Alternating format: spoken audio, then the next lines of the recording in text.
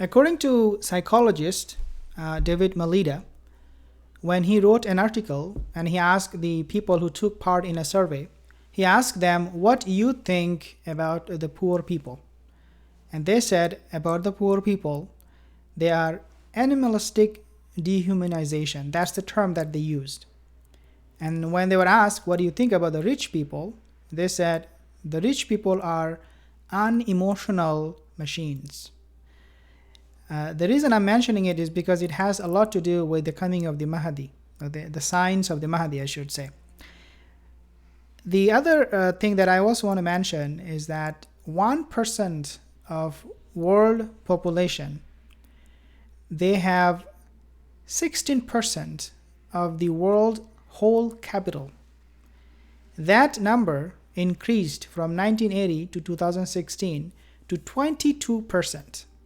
Dear brothers and sisters, we are dealing with a sign, a clear sign of the coming of the Mahdi, and a lot of the time we do not even realize that.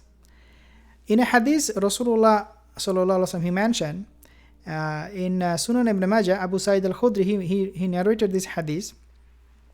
He talks about wealth distribution during the time of the Mahdi. And he said that a rajul, a man, will come to Mahdi and he will tell Mahdi, give, and Mahdi will say, take. This is the proper way of distributing your wealth. That you have a person coming to you without asking him questions, without leveling him as someone who is poor, helpless, who is homeless. You are giving him. All he is saying, O Mahdi, give, and the Mahdi is saying, take. فَيَقُومُ الرَّجُلُ فَيَقُولُ يَا مَهْدِي آتِينِي فَيَقُولُ خُذْ. Subhanallah. This is how the Mahdi will distribute wealth. The sign of the Mahdi is that, dear brothers and sisters, in today's time, one of the obvious signs would be that there will be inequality in terms of how you portion out the wealth that you have from this world. Some goes only to some people, very little goes to most of the people, and a lot goes to the very few people who are the richest 1%. So dear my sisters, the sign that we talk about, if you see this sign and you wonder when the Mahdi will come, then you can easily understand the signs by looking at how the wealth of this dunya is being distributed. Now, let's talk about the next one. The next sign of the seeing something that Allah made him see. It was a miracle. Rasulullah could see the future. By the permission of Allah, he could tell what is coming ahead. No other creation can do that except Rasulullah, because Allah Azza wa Jal made it for him available. That yes, you have access to the future, what is coming ahead. He said, Hal tarawna ma tara? Do you see what I see? The Sahaba said, Qalu la. Then the Prophet sallallahu alaihi wasallam, he said, because this is what is happening right now, that raindrops are falling and the fitna is falling equal amount on our houses, on our family life, in our family life, in our businesses, in everything that we do, the entertainment, the time that we use, all of it that we are doing right now, dear brothers and sisters, these are being enveloped with fitna. And this is exactly what Rasulullah saw. Now, when the Mahdi will come, or before the Mahdi will come, I should say, we would see fitna before his coming. When he will be here, there will be no fitna.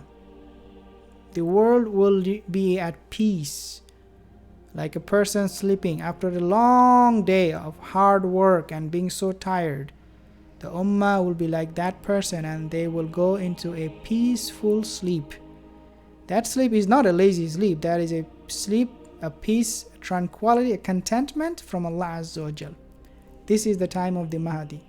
Just before the time of the Mahdi, there will be fitan falling on our rooftops like raindrops. The Mahdi comes, these fitans are gone.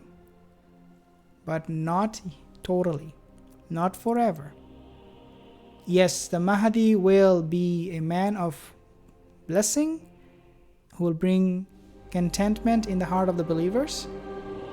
But right after the Mahdi, this contentment, this blessing, this peacefulness, it will disappear the moment the Dajjal will appear.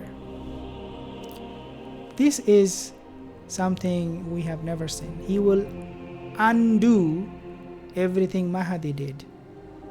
You can imagine the power of Dajjal. Can you see the power of Dajjal now? You say, we can go out and fight Dajjal. Some of you have even said that, brother, I'm just going to go ahead and take care of Dajjal myself. Imagine yourself. The Mahdi established justice, peace, equality, everything. He's giving people equal wealth, not discriminating who is who. And after all of this done, established, a Khalif is among us, Dajjal comes, he will crush it under his feet. And he'll be like, you're all gone. You're all null and void. This is the fitna of Dajjal. That even the Mahdi, his establishment will be shaken like it was not and will never be done ever again. This is the fitna of Dajjal. And the only way we understand how we can get rid of the fitna of Dajjal is through his demise, through his disappearance, through his death, which cannot be possible, make it more interesting, which cannot be done, not even by Mahdi, not even by people or anybody, any angel, but through a noble prophet. That Allah Azza wa Jal will have to send down Isa ibn Maryam to make sure that the Dajjal will dissolve like salt dissolves in water. So there are a lot of twists and turns, but most importantly, the fitna of the Dajjal, even the people living in the time of Mahdi will feel it. And when you talk about people being tried and tested with the Dajjal, we're talking about people who are living in the time of the Mahdi, people who know the Mahdi, people who have seen the Khilafah of Mahdi, people who are secure most part with their iman and everything. People are convinced about Dajjal. People are convinced about Mahdi. Nevertheless, they will follow Dajjal.